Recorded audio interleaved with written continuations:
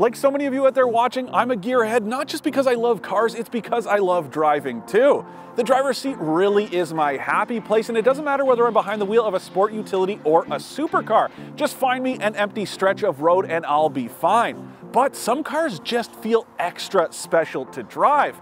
And if you haven't guessed by now, this AMG tuned A-Class hatchback happens to be one of them.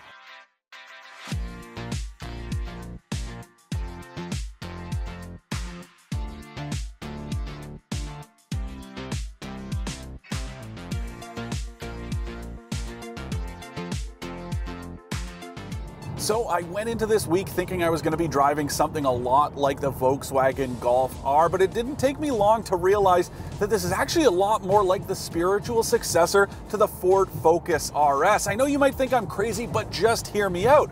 Where that thing was kind of brutish, this is very precise and refined. And I'm not here to knock the Focus RS at all. I loved that thing when it came out, and I still do to this day. But this is just awesome. It has that same kind of character, but it just feels like it's got the polish that you would expect from an AMG product. Now, no, this doesn't have a hand-built engine like some of AMG's V8s or even the 2-liter 4-cylinder you can get in the CLA and GLA 45 models, but this is still a howler. It's a 2-liter turbo just like those two models, and it makes 302 horsepower and 295 pound-feet of torque. Yes, that is less than the Focus RS, and it's actually a lot closer to the Volkswagen Golf R, but in this case, it feels like it's doing more with less, and even the specs don't tell the full story. When you take the specs at face value, they really don't look that impressive. Just take a look at the torque. You don't get peak until 3,000 RPM, which is pretty late, and even then it only lasts until 4 grand. But when you really dive into the spec sheet, you'll see just how awesome this motor is. Because you get 175 pound-feet of torque right from 1,500 revs, which means you only need 1,500 more to hit that peak of 295 pound-feet. And even then, you get upwards of 225 pound-feet of torque all the way up until redline. That means there's tons of room to play, and this thing is so much fun out here. The all-wheel drive system can split torque 50-50 front and rear for optimal acceleration, and this thing really takes off when you get on the gas. Mercedes claims it'll run to 100 kilometers an hour in 4.7 seconds, and there's really no reason to doubt that. Doesn't matter what surface you're on either, it'll just claw its way through. Even on gravel roads, it gets really impressive acceleration times.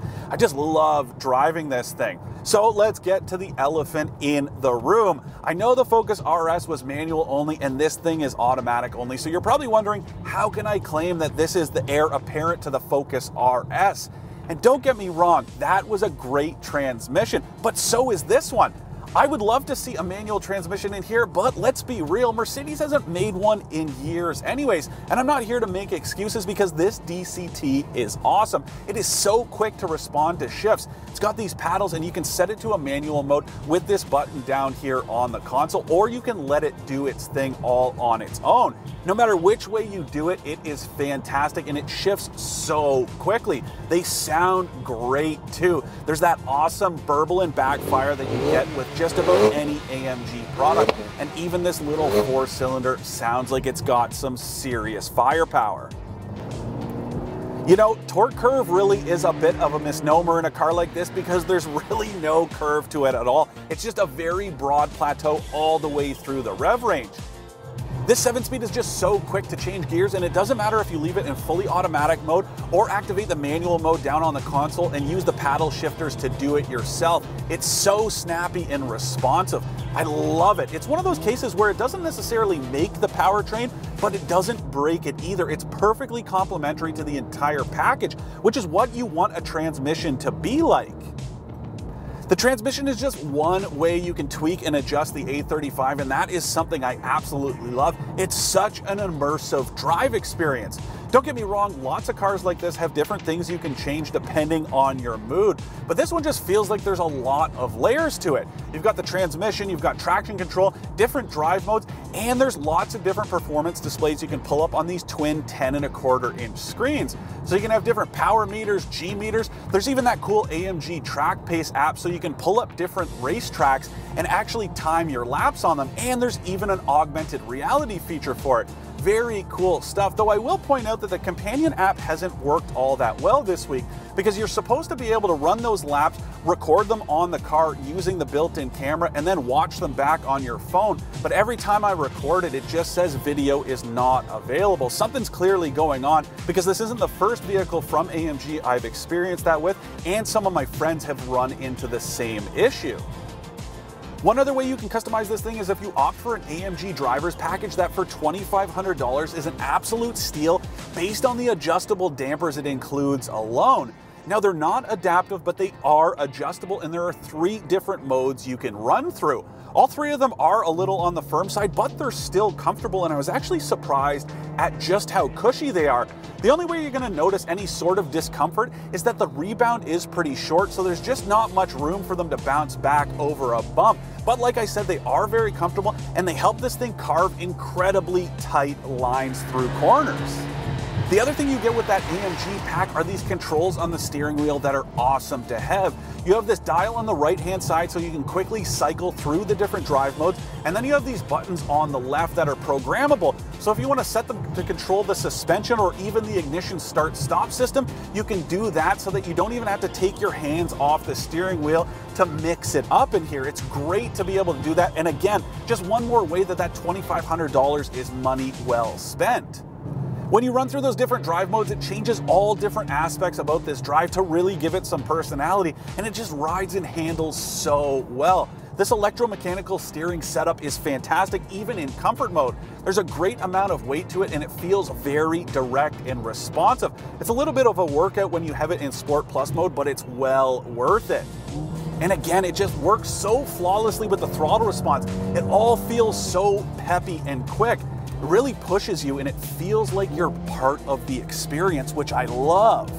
Just how compact this thing overall plays a role in how responsive it is, and that goes for the wheelbase too. And these Pirelli P0 tires are the perfect choice for this car. There is so much grip, and just in general, it is very hard to get this thing to understeer, which is obviously a good characteristic to have in a sport compact car. Earlier this week, I headed out on some pretty twisty back roads on a rainy day, and there's nothing I could do to get it to break its intended line.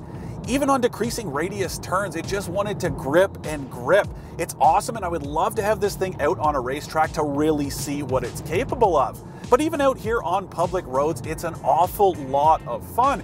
And then when you dial it back, it is pretty cool as a daily driver. It's not quite as good at that as a Golf R, but I'd say it's a close second. It's also a close second when it comes to being a sleeper. That Golf R does look like just about any other Golf on the road, and this thing comes pretty close when you order it as is, though with this aero kit, it really amps up the styling. It's not quite as boy racer as the Honda Civic Type R or the Ford Focus RS, but it looks pretty cool. And if it weren't for the low ride height and these big wheels, I'd say that it looks like a Group B rally car for the road. You've got that big wing on the back and that rear diffuser. It's just perfect. The interior is just a little bit more understated, and you can order it with some racing seats or even red leather, but I'd say stick with this stock setup. You get this fake suede, and there's just a little bit of red accent stitching to remind you of how capable this car is. I love the look and feel of this cabin. It's also really spacious too. It's not quite as roomy inside as the Golf, but again, it's a close second, and there's more than enough space in here for 4 people to fit comfortably, and the trunk's a good size too. It's also a really driver-centric cabin, and it starts with this seat. Even without the upgraded racing style seat, this thing looks and feels the part of a proper performance car. Puts you perfectly in line behind the steering wheel too, and it has this cool faux suede, so when your palms get sweaty, you don't lose any grip. And then the rest of the controls fall really nicely to hand. You've got these controls down here on the console, including this touchpad for the infotainment screen, but this is a touch screen too. You do get 10.25-inch screens standard, though I will point out that you have to pay $3,200 for a premium package to get Apple CarPlay and Android Auto. Mercedes, what gives? Just about every other brand is giving you those apps for free. The fact that you're charging people for them seems almost criminal. And then the worst part is, even when you pay for the upgrades, they don't even fill out the full screen. It's just like I ran into with the GLB and the GLC. The fact that you have these dead spaces on either side are a big disappointment. And when you consider that you get a widescreen CarPlay format in a Kia, what gives?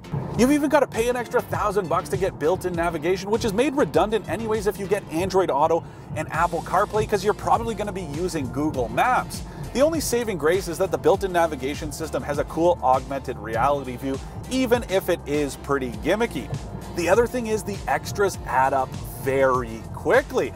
When you look at the base price of this thing, it's actually pretty reasonable. It starts at $49,800, and if you look at that compared to the Civic Type R, that thing's $46,200 too, so it's pretty close. But this looks and feels the part of a $50,000 car, whereas that just feels like a Honda Civic with red seats inside. Don't get me wrong, from a performance perspective, there's tons of bang for your buck, but if you're looking at it dollar for what you're getting for the money, I'd say the value is here. But once you start adding up all the features, the price tag climbs in a hurry. This one I'm driving, it's $60,000 before tax, which is a lot of money, and that doesn't even include ventilated seats or advanced driver assist features like adaptive cruise control. All that stuff's gonna add an extra $6,000 to the price. 66 grand for a compact car?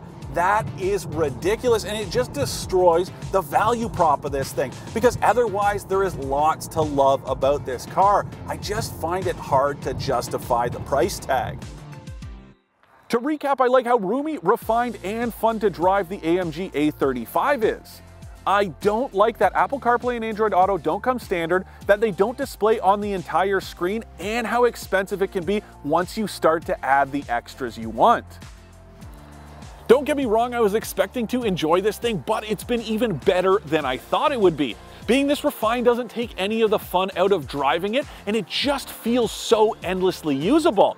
I'd love to see the A45 that you can buy in Europe sold here too, but this feels like the right amount of output for the package, and it pairs so well with the way it handles. You know, we don't have many options left for hot hatches in this part of the world, but this A35 is a damn good one. I just wish it wasn't so expensive.